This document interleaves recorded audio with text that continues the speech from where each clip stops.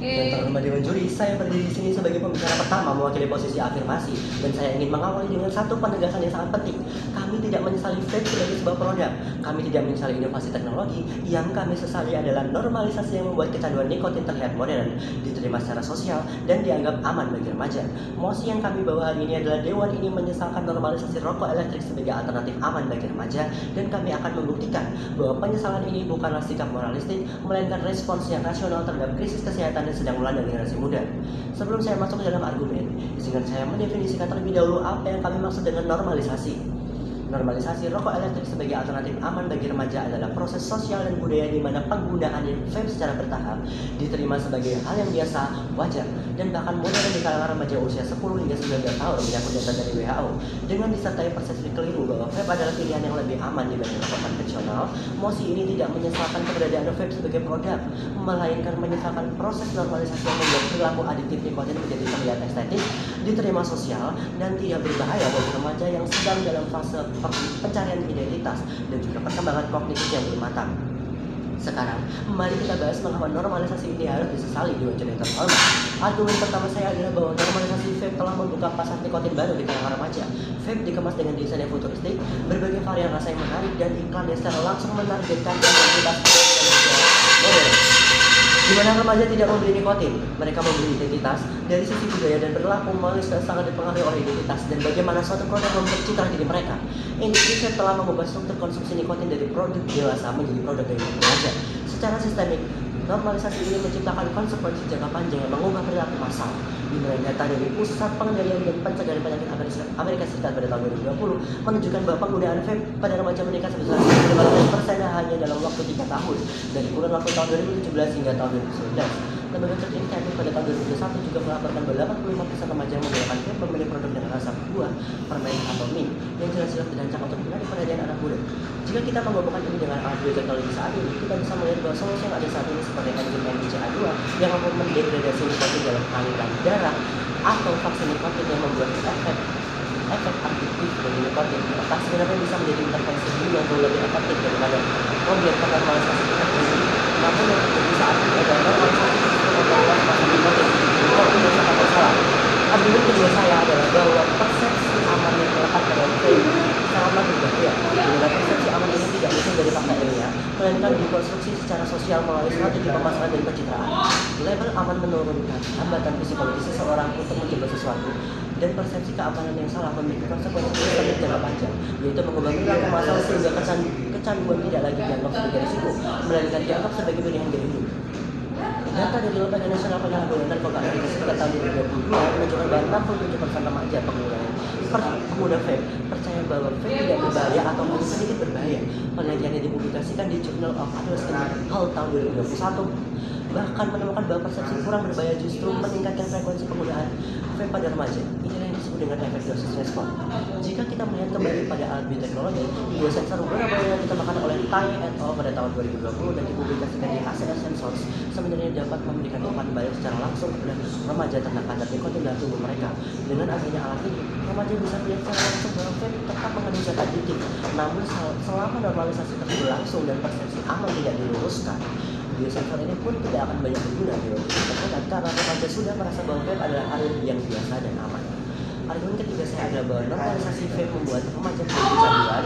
Remaja adalah fase di mana seseorang mencari rasa, memiliki identitas, seperti yang dijelaskan oleh Erik Erikson ketika vape dinormalisasi. Kecanduan nikotin terlihat seperti ritual sosial yang diterima, bukan sebagai penyakit.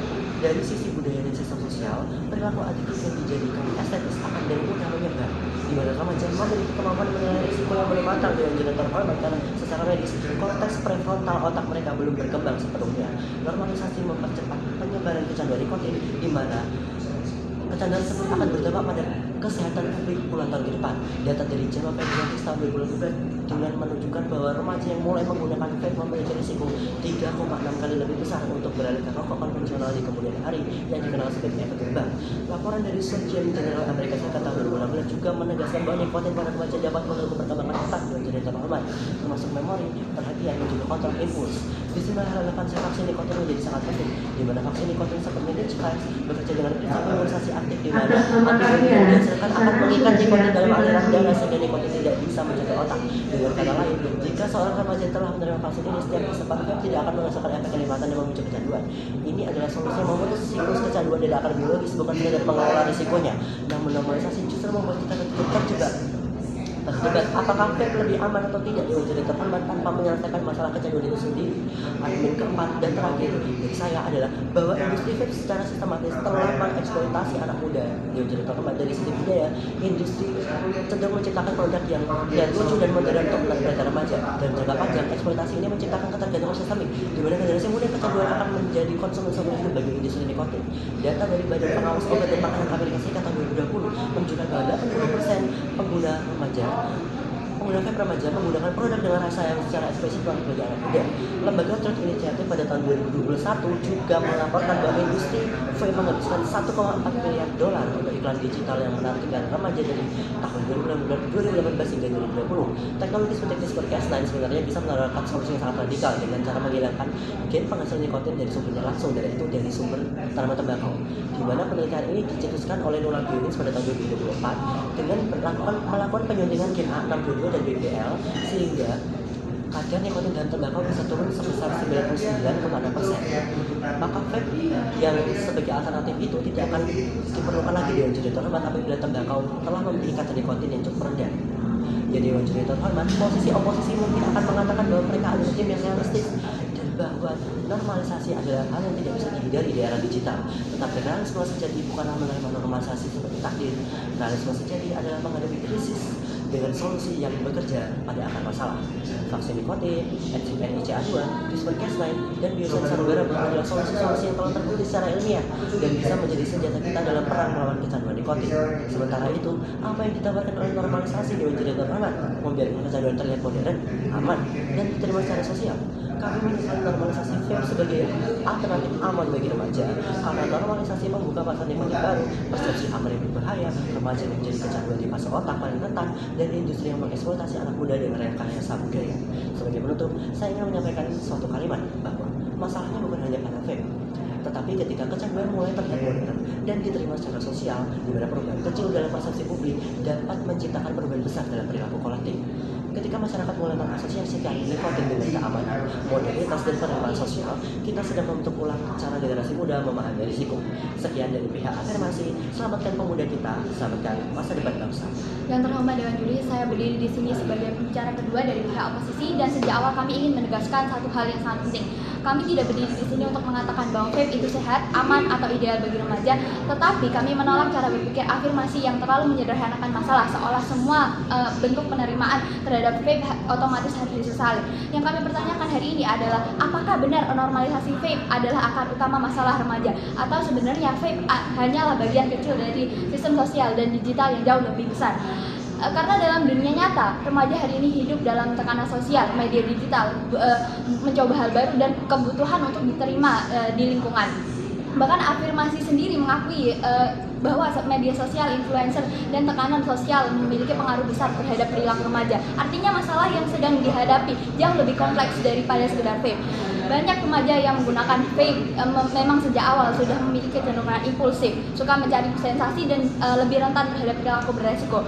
Jadi afirmasi terlalu menyederhanakan masalah ketika menganggap normalisasi vape sebagai penyebab utama seluruh krisis remaja. Dewan Juri yang terhormat, argumentasi pertama kami adalah bahwa kesehatan masyarakat tidak bekerja dengan menghilangkan semua resiko sekaligus. Dalam biomedical engineering dan kesehatan masyarakat, sistem biasanya bekerja dengan prinsip mengurangi total kerusakan, bukan menciptakan kondisi tanpa resiko sama sekali. Contohnya sabuk pengaman tidak menghilangkan kecelakaan, tetapi mengurangi kemungkinan kematian. Jarum steril tidak menghilangkan penggunaan narkoba, tetapi mengurangi penyebaran penyakit. Maka alternatif yang resikonya lebih rendah dibanding rokok konvensional. Ini bukan berarti masyarakat menganggap vape sepenuhnya aman. Masyarakat sedang membandingkan vape dengan rokok konvensional yang jauh lebih destruktif.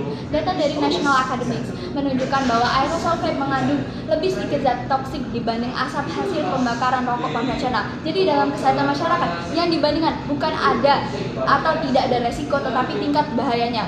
Argumentasi kedua kami adalah bahwa afirmasi menjual dunia yang terlalu ideal dan tidak realistis terhadap kondisi masyarakat hari ini. Dalam rekayasa sistem, solusi yang baik bukan solusi yang paling ideal secara teori, tapi solusi yang paling mungkin diterapkan dalam kondisi nyata masyarakat.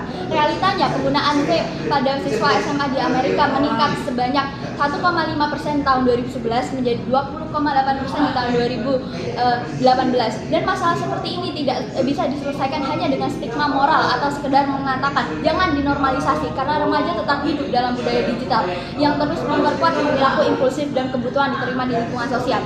Dewan juri yang terhormat, argumentasi ketiga kami adalah bahwa penyebaran vaping tidak hanya terjadi karena produknya, tetapi karena sistem digital dan sosial yang memperkuat perilaku tersebut. Media sosial bekerja dengan memanfaatkan sistem di otak manusia. Setiap identifikasi, setiap notifikasi video pendek, likes, dan pengulangan konten seperti di platform digital memang dirancang agar pengguna bertahan selama mungkin melalui infinite scrolling, sehingga mereka akan adiktif terhadap itu. Jadi ketika afirmasi mengatakan normalisasi adalah suatu yang besar dan janggal, yaitu sistem digital modern yang terus membentuk remaja itu sendiri. Selain itu, afirmasi terlalu fokus menjelaskan tentang teknologi seperti vaksin dan lain sebagainya. Kedengarannya memang sungguh canggih, tapi justru mereka sendiri harus memperhatikan bahwa kami tidak pernah mengatakan vape aman. Kami hanya mengatakan bahwa masyarakat membandingkan vape dengan rokok konvensional yang jauh lebih berbahaya.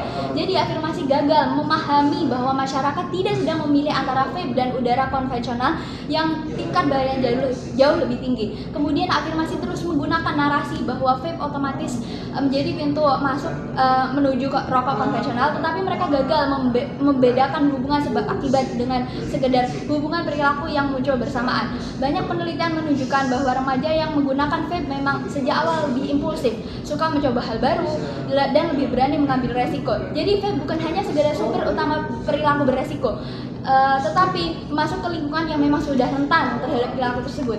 Dan yang paling penting, remaja tidak hanya menggunakan vape karena nikotin. Banyak remaja yang menggunakan vape karena ingin diterima, dianggap keren, dan menjadi bagian dari kelompok sosial tertentu.